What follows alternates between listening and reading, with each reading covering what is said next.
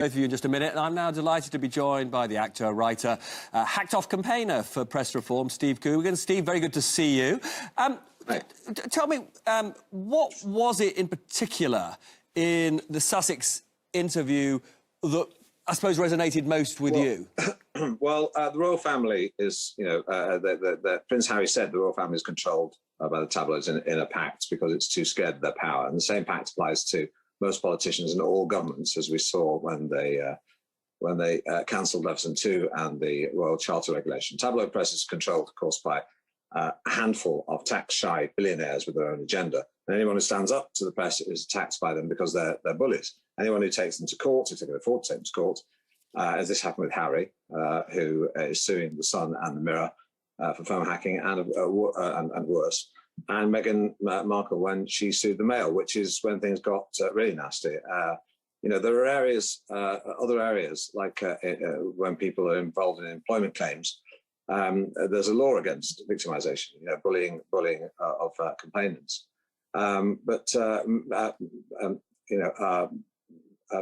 They get attacked. The fact that Meghan Markle and Harry are attacked has nothing to do with jet-setting or hypocrisy. It's because they broke the golden rule that says leave us alone and we will go easier on you next time. Society of Editors made a statement saying no problem with the press at all, not even the tabloids. But Steve, the guy who made that statement has been forced to resign today. I mean, the tabloids and the press in general are all over the place. They're in turmoil. Yeah, well, they said there's no bigotry whatsoever in any other industry. If the fat cats were so complacent, the press would rightly be holding their feet to the fire. But of course, there's no accountability. It's all about power. But hang on a second. But Steve, the guy who said that tonight has been forced to resign. Good. I mean, the fact is that we've even heard that Ofcom is investigating Piers Morgan for disbelieving Meghan Markle's mental health claims.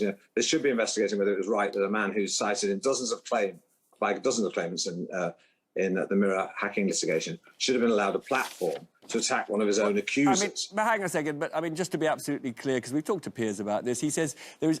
First of all, as you know, he's consistently said he didn't, in any sense, sanction phone hacking and wasn't aware of it in his own institution. And he also says, to be absolutely clear, that what he has to say about members of the royal family has nothing to do. Well, Piers Morgan accused Meghan Markle of lying, and Piers Morgan several years ago, in front of the Leveson inquiry, swore under oath they had no knowledge of hacking at the Mirror Group newspapers. The Mirror Group newspapers have paid out tens of millions in damages to litigants. But he does. But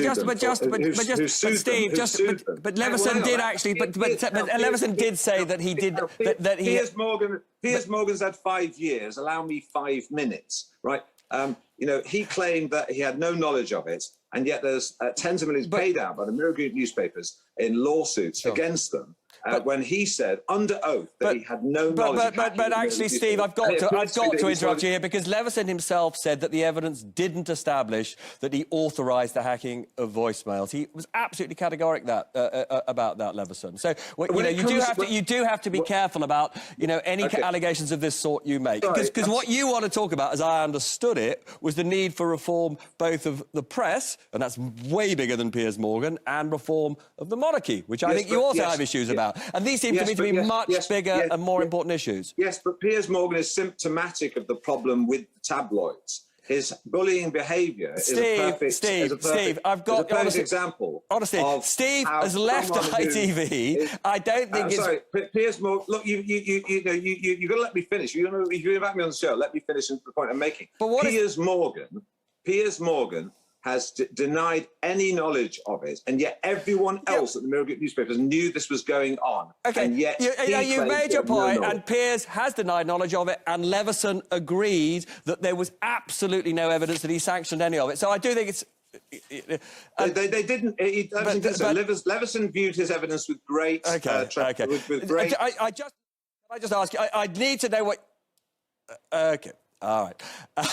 So, anyway, that was all a bit more focused on a former colleague of mine than I might have wanted.